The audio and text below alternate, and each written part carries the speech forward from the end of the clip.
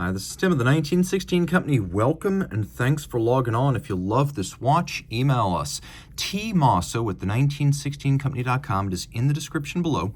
Your purchase and pricing email question line for buying this or any watch you see on any of our platforms. Reach out to us directly, tmosso at the1916company.com. So this is a throwback to 2006, which is itself a throwback to 1936. Today we discuss the Panerai Radiomir 1936 PAM 249.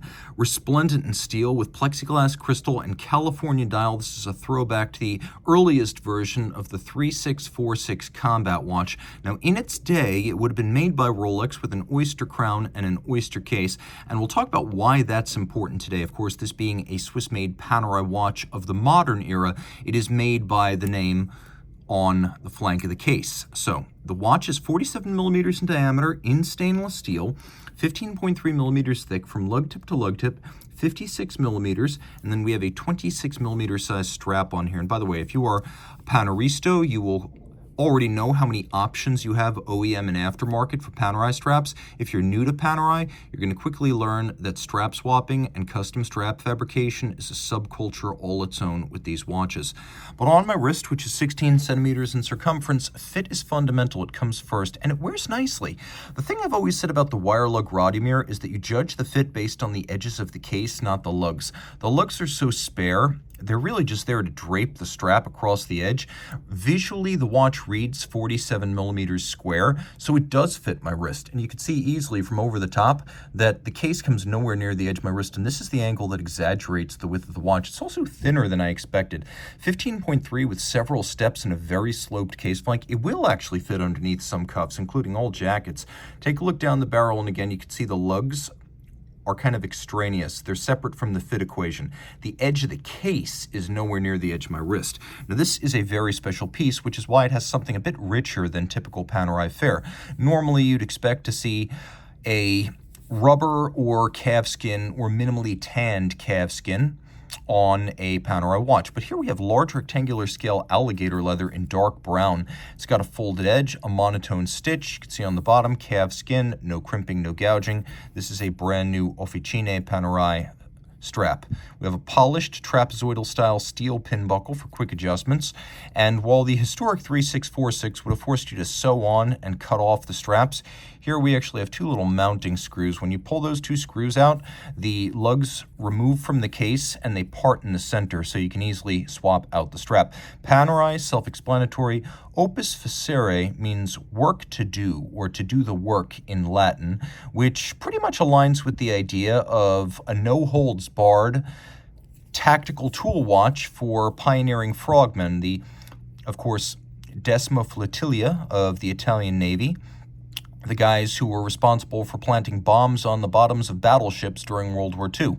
And they were really the sea and land forerunners of modern special forces, including using underwater vehicles, timed mines, and the full array of Panerai instruments, which at the time would have included the watch chest, but also depth gauges and compasses. Not easy to navigate the bottom of Alexandria Harbor in the night. They were all loomed by a material that was at the time called Radiomir, which was a radium-based loom. And as you know, Radiomir, a gamma emitter, half-life of 1,600 years, not great from a health standpoint, which is why today this watch features super luminova, and we're going to get a look at that right now. Absolutely no shortage of lume. This is probably brighter than the radium would have glowed, at least in the immediate aftermath of turning off the light. Quite impressive. You can see a California-style dial, famed for having the Roman numerals on the top and the Arabic numerals on the bottom. And then we have a case that is very familiar to folks who are connoisseurs of early Panerai, because this shape with the wire-style lugs and a surprising amount of contouring and faceting, much more complex than the Luminor case shape that debuted back in the 90s, that original Alessandro Betterini tuna can, far less historically accurate than the later Radiomir and Luminor 1950 cases.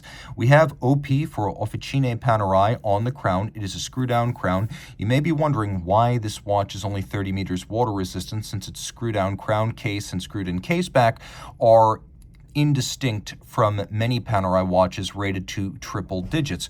Well, the reason is the original Rolex made 3646 was a 30-meter water-resistant watch, which back then with a screw-down crown was more than enough for swimming. And so this watch is rated at 30 meters for nostalgic reasons. The real number is quite a bit more. On the dial side, more nostalgia. You could see we have a dramatically cambered plexiglass, as you would have seen on the original watch.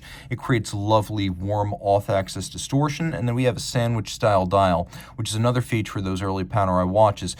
Basically a stencil with the numerals and indices placed on top of a solid luminescent disc. And you can see that the lume here is actually swelled up a little bit through that stencil. We have a chaptering outboard for reading the minutes. We have blued baton-style hands. And everything has a sort of gilt simulated patina or fauxtina look designed to approximate the aged look of a genuine 1936 Panerai that would have survived to this day, were it so fortunate. We have a sort of matte black base to resist glare. We turn it all over. And this is the Panerai caliber OP10. It's based on a Unitas 6497-2, which means it is manual wind with a 56-hour power reserve and a 3 hertz beat rate. So the one thing it does not have is a chronometer certification, not because it is not of that standard, but because you need a seconds hand to have a chronometer certification. 17 joules and large. This movement was originally designed in the middle of the 20th century for use in desk clocks and pocket watches. So at 36.6 millimeters, it properly fills this case back. It is decorated to a very high standard. Though the finishing is mechanical, it is immensely improved over a standard 6497 to include elements like beveling, blued screws, the swan's neck regulator, the bridges broken up into several different individual bridges. So we also have polishing on the edges of the crown wheel and the ratchet wheel with their centers featuring a solarization. You see the blued screws. You see there is engine turning on the base plate through the bridges, and we have both polished and blued screws with bevels within the screw sinks and also bevels within the jewel sinks. Overall, a significant upgrade of a standard 6497, good looking, and of course being a pocket watch movement, it fits the history of these watches, which would in their day back in the 30s have been powered by a Rolex Codebert caliber 618 pocket watch. So this watch, as close as you can get to a modern era 3646 without going to an auction or finding yourself a PAM 21. If you love this watch, reach out to Team Mosso at the 1916company.com for purchase and pricing details.